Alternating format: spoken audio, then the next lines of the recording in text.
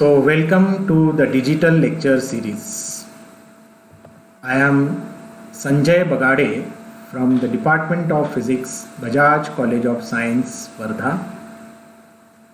And the topic of our today's discussion is nuclear physics, and in that we are going to see another particle accelerator, that is cyclotron.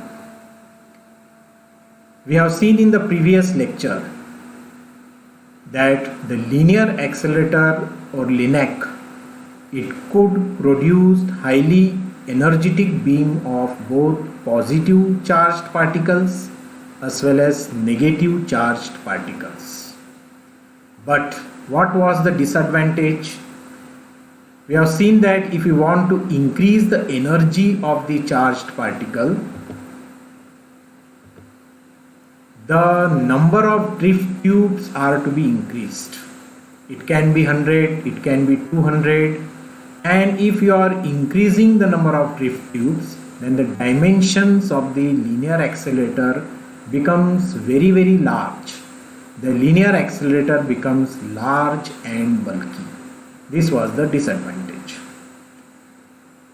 So to overcome this disadvantage, two American physicists, Ernest Orlando Lawrence and Stanley Livingston of USA, they developed a new device called cyclotron in the year 1930.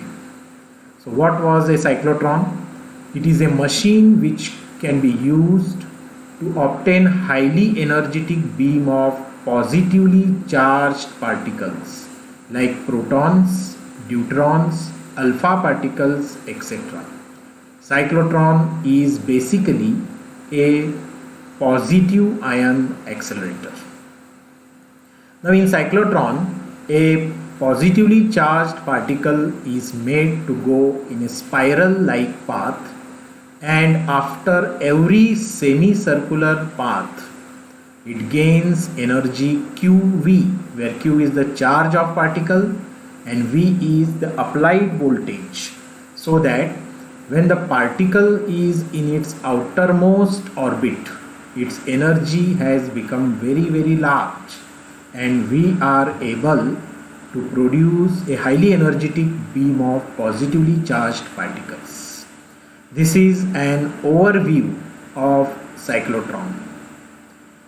See, it consists of two very strong pole pieces of an strong electromagnet N and S, and there are two plates which are named D1 and D2. They are connected to an RF oscillator. So let's see the principle of cyclotron. Cyclotron uses two mutually perpendicular electric and magnetic field.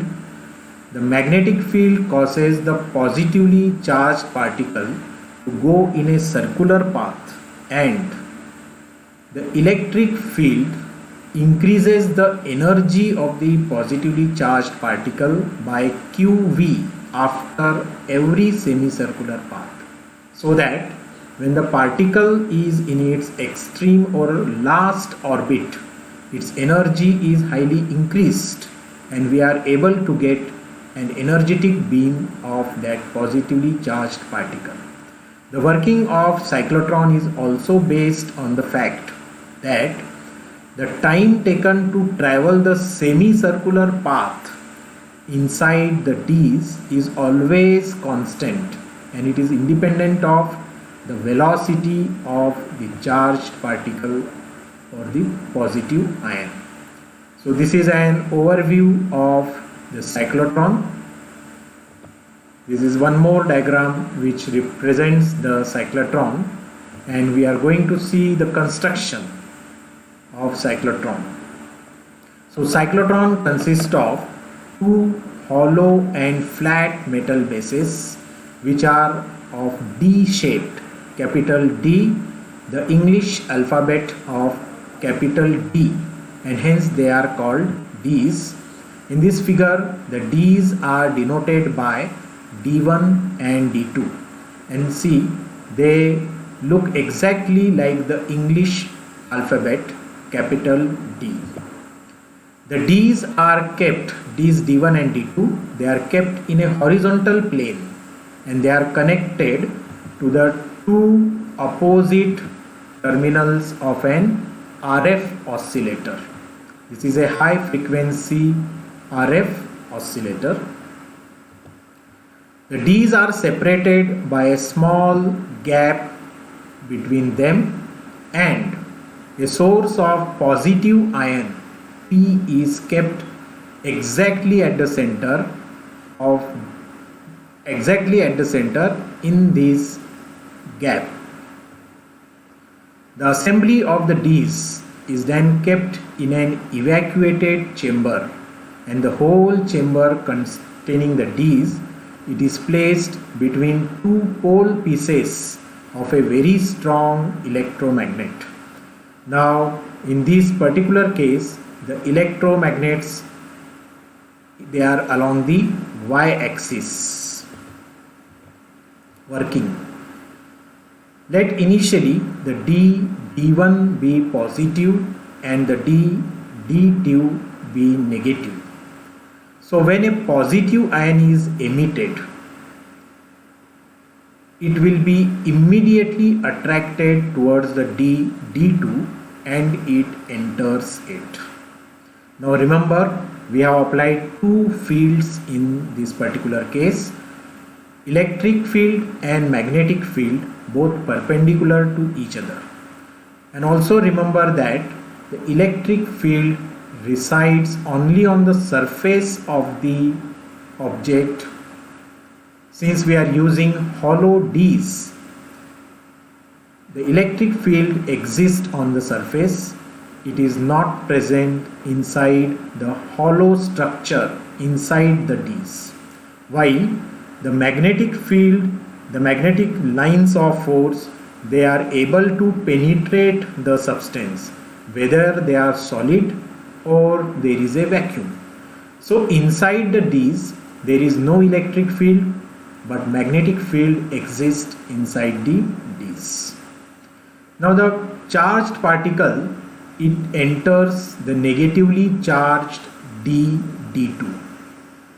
So the magnetic field now acts on this charged particle, and we know that when a charged particle of charge Q moves with a velocity v inside a magnetic field having magnetic field induction capital B, then the force on the charged particle due to magnetic field is given by F is equal to Q V cross B, where V is the velocity, B is the applied magnetic field induction.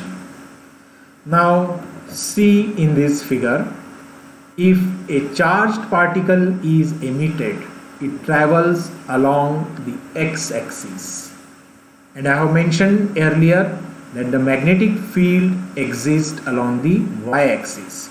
So in this particular case, the velocity of charged particle V and the magnetic field B are perpendicular to each other. So if you expand this force QV cross B, you get QVB sine theta, and since theta is equal to 90, sine theta is equal to 1, and so the net magnetic force acting on the particle is F is equal to QVB. This is given by equation 1. Now the magnetic field causes the charged particle to move in a circular path inside the D's, and we know that whenever a charged particle moves in a circular path, the necessary force required is the centripetal force, which is given by F is equal to mv square divided by r, where m is the mass of charged particle, v is the velocity, and r is the radius of semicircular path. Equation 1 and 2 both give the magnetic force and the centripetal force that is associated with the particle. We can equate them. So on equating them and making the necessary rearrangement, we get r, small r is equal to mv divided by BQ. This small r gives the radius of the semicircular path. Now, the time taken to travel the semicircular path. I am using very simple relation. Time taken t is equal to distance traveled divided by velocity. So in this case, since the particle is going in a semicircular path, we can write time t for semicircular path is equal to semicircular distance divided by velocity. What is the circular distance? If the particle travels one complete circle, the distance traveled by that particle is equal to the circumference of the circle. And since it is the semicircle, we have to divide the circumference twice pi r by 2. So the distance traveled in a semicircle is pi r divided by v.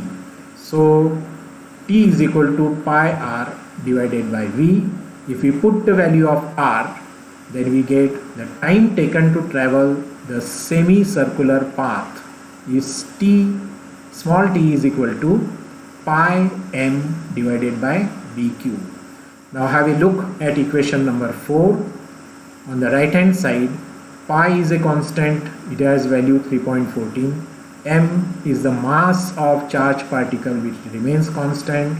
Q is the charge of the positive ion which remains constant. And the magnetic induction B is our choice. We have set it to a certain value, it also remains constant. So right hand side is constant. It means the time taken to travel the semicircular path is always a constant, and it is independent of the velocity of the ion. Now the frequency of the ACRF oscillator is so adjusted that when the positive ion completes its semicircle in the d2 and comes in the gap between the two d's d1 and d2, and the polarities of the d's should get reversed.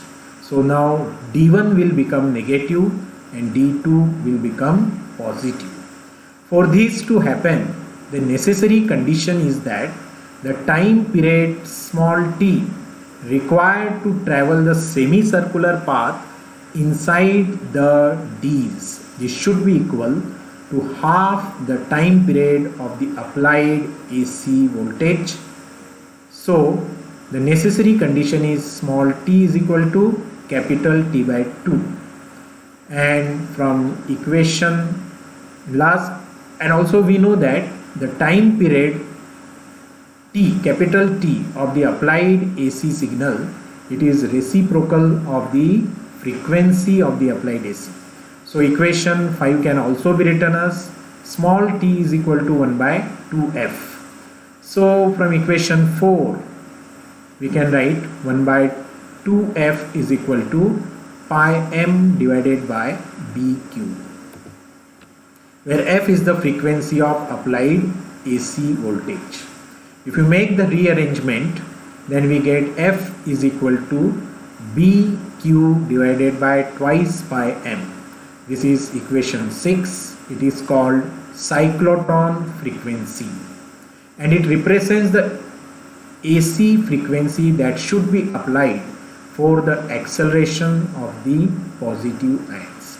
See, the beauty of this equation is that if you know the charged particle that is to be accelerated, if you know its mass, if you know its charge, then you can determine the required AC frequency for the given magnetic field induction B for a given charged particle. Now as d1 is negative and d2 is positive, the positive ion again faces an accelerating field. It gains energy Q into V, capital V, where capital V is the applied AC voltage. It gains energy, it enters the d1 with increased velocity, and it travels through a semicircular path of greater or increased radius. So now the radius of semicircular path has increased. Why? Because the particle has gained some energy. Now this process gets repeated many times inside the D's, and every time the particle will cross the gap between the D's, it gains energy QV, where V is the applied voltage. So this, if the particle crosses the gap many times, then every time it will gain energy QV, so that when it is in its last orbit, its energy will be maximum. In such case, the particle is now made incident on a deflector plate and it can be taken out through a window. Thus, we are able to get a highly energetic beam of positive ions. Now, what is the maximum energy of the positive ions that can be obtained through a cyclotron? Now, we have seen that every time the positive ion crosses the gap, means after every semicircular path, the positive ion gains an energy QV, and this process or this cycle continues, and the positive ion will have maximum energy when it is in its outermost orbit. So in the outermost orbit, the positive ion has maximum energy, and this energy is the kinetic energy. So let E maximum be the maximum kinetic energy of the positive ion, V maximum be the maximum velocity of the positive ion, which of course is in its outermost orbit, and let capital R be the radius of the outermost orbit. Then the maximum kinetic energy associated with the positive ion can be given by E maximum is equal to half m V maximum square. Now we are going to use the equation 3, general equation of radius of the semicircular path for the outermost orbit. Now remember that the radius of the semicircular path is given by R is equal to mv divided by dq. Now if we are to find the radius of outermost orbit, small r is to be substituted by capital R. Why? Because we have taken that the radius of outermost orbit is capital R. V is to be substituted by V maximum. So the expression we get is the equation number 8, and which gives us the maximum velocity of the particle in the outermost orbit. V maximum is equal to BQR divided by M. Put it in equation number 7. So the maximum energy of a charged particle in the outermost orbit, it becomes B square Q square capital R square divided by 2M. So equation 9 gives the maximum kinetic energy of a charged particle in a cyclotron. Now remember our cyclotron frequency equation. It gives, from that equation we can obtain BQ is equal to twice pi Fm. Substitute this value in equation number 9. So we get maximum energy of a positive ion is E maximum is equal to 2 pi square R square F square M. So both equation 9 and 10, they give the maximum energy of a charged particle that can be obtained in a cyclotron. So what are the advantages of cyclotron?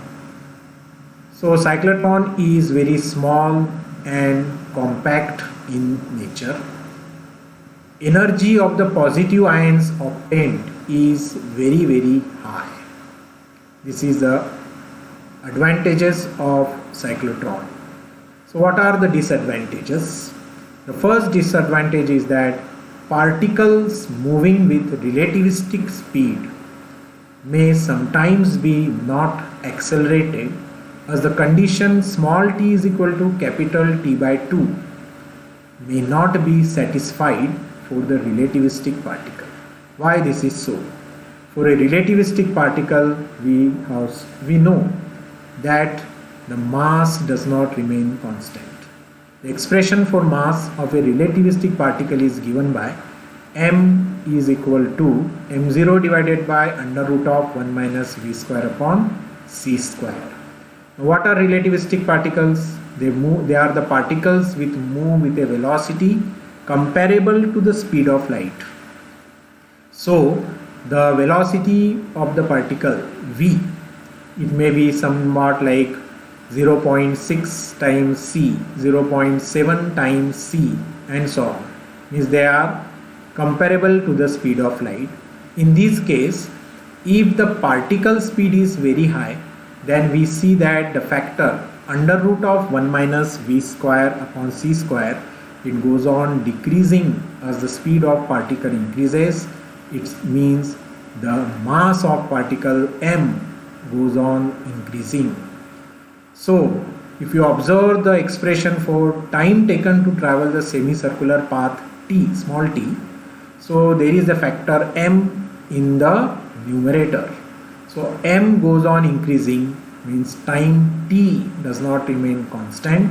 Hence the condition t is equal to capital T by 2, it may not be satisfied for relativistic particle. In that case, there is a possibility that the charged particle may sometimes be not accelerated. It can get deaccelerated. So this is a disadvantage in cyclotron, that relativistic particles may sometimes get deaccelerated. The second disadvantage is the negatively charged particles like electron cannot be accelerated in cyclotron. The simple reason is that a beam of electron moves with relativistic speed, and we have seen that if a particle moves with relativistic speed, it may not be accelerated. Sometimes there is a possibility that it may get deaccelerated. And lastly, the neutral particles like neutrons, they cannot be accelerated in the cyclotron. So this is all about cyclotron. Have a nice day.